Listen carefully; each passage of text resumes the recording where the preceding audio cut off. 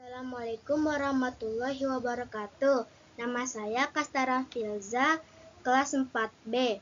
Saya ingin menceritakan kisah Nabi Muhammad SAW dalam membangun kota Madinah. Membangun masjid. Langkah pertama yang dilakukan Rasulullah SAW ketika sampai di Madinah adalah membangun masjid. Masjid itu dikenal dengan sebutan Masjid Nabawi. Rasulullah SAW memilih tempat unta beliau pertama kali berhenti ketika tiba di Madinah sebagai lokasi masjid. Tanah itu semula merupakan tempat mengeringkan kurma milik dua anak yatim, Suhail dan Sahel bin Nafi bin Umar bin Sa'labah. Keduanya diasuh oleh As'ad bin Zararah. Rasulullah SAW membeli tanah itu.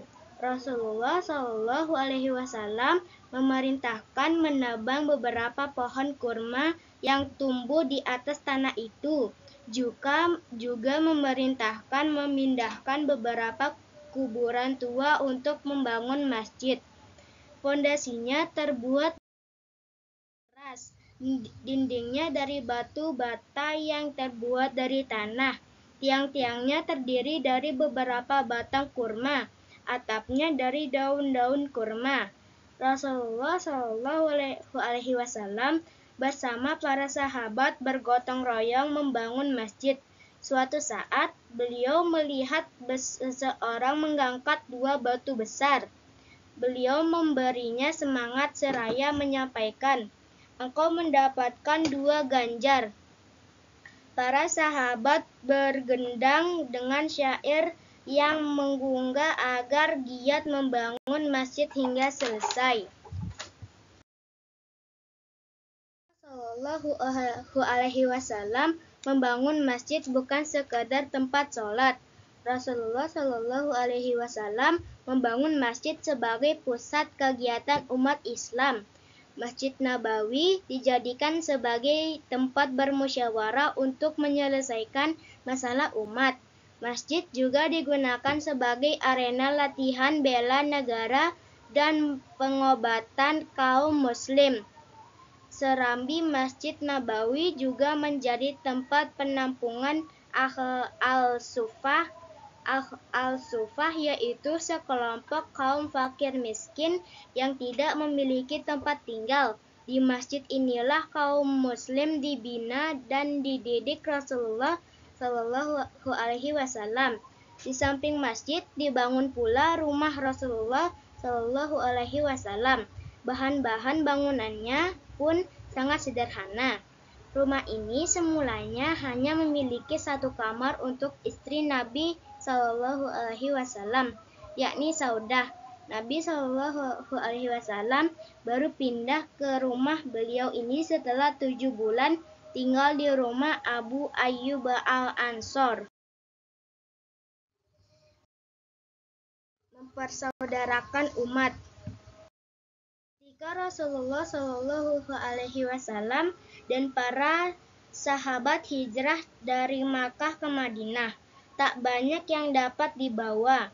Para sahabat harus rela meninggalkan harta benda mereka di Mekkah. Jika ada yang membawanya, mereka dihalangi dan baru diizinkan pergi jika bersedia meninggalkan harta kekayaan.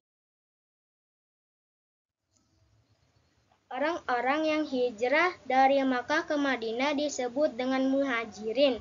Mereka rela meninggalkan keluarga, harta kekayaan, serta kenyamanan di Makkah. Mereka rela hijrah ke Madinah dengan membawa keyakinan kepada Allah Subhanahu wa Ta'ala dan Rasulullah. Senang menolong orang lain yang membutuhkan termasuk perilaku terpuji.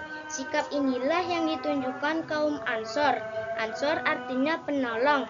Kaum Ansor adalah penduduk Madinah, terdiri dari suku Aus dan Khazraj yang menolong kaum Muhajirin. Persaudaraan sesama Muslim sebenarnya sudah ada sejak di Makkah. Namun karena keadaan baru di Madinah ini, Rasulullah Shallallahu Alaihi Wasallam menjalin ukhuwah atau persaudaraan antara kaum Muhajirin dan Ansor. Persaudaraan ini menjadi penting agar tersedia kebutuhan pokok bagi pendatang baru, Muhajirin yang tidak membawa harta kekayaan. Keahlian penduduk Makkah adalah pedagang yang membutuhkan modal, padahal Muhajirin tidak membawa bekal harta kekayaan. Sementara di Madinah, penduduk lebih banyak berkebun dan bertani. Selain itu, Muhajirin hanya datang sendiri atau bersama keluarga kecil ke Madinah. Mereka mungkin merasa kesepian di daerah baru. Rasulullah Shallallahu Alaihi Wasallam mempersaudarakan puluhan orang, misalnya mempersaudarakan Abu Bakar dengan Kharizah bin Zaid, Umar bin Khattab dengan Utsman bin Malik, Utsman bin Affan dengan Aus bin Sabit, Talhah bin Abdillah dengan Ka'ab bin Malik, Hamzah bin Abdul Muthalib dengan Zaid bin Harisah, Ammar bin Yasir dengan Huzaifah bin Al-Yaman, dan Salman Al-Farisi dengan Abu Al-Darda. Menggalang kerukunan.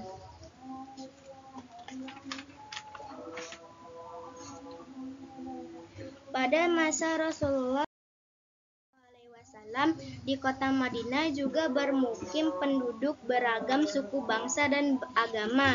Suku Aus dan Khazraj memeluk agama Islam. Suku Quraisyah, Nabir, dan Kainuka beragama Yahudi. Di kota ini juga terdapat kaum musyrik. Rasulullah Shallallahu Alaihi Wasallam merasa perlu menciptakan kerukunan antar penduduk Madinah yang beragam. Rasulullah Shallallahu Alaihi Wasallam melakukan perjanjian antara kaum Muslim atau Muhajirin dan Ansor dengan Yahudi sebagai penduduk Madinah. Isi perjanjian ini kemungkinan dikenal dengan Piagam Madinah. Piagam Madinah berisi tentang pengakuan sebagai umat, baik sesama Muslim maupun berbeda agama, yang memiliki tujuan sama. Penduduk Madinah yang beragam memiliki hak dan kewajiban yang sama. Penganiayaan harus dihindar, bahkan dihilangkan. Hukum harus ditegakkan tanpa membedakan suku. Sekian, terima kasih. Wassalamualaikum warahmatullahi wabarakatuh.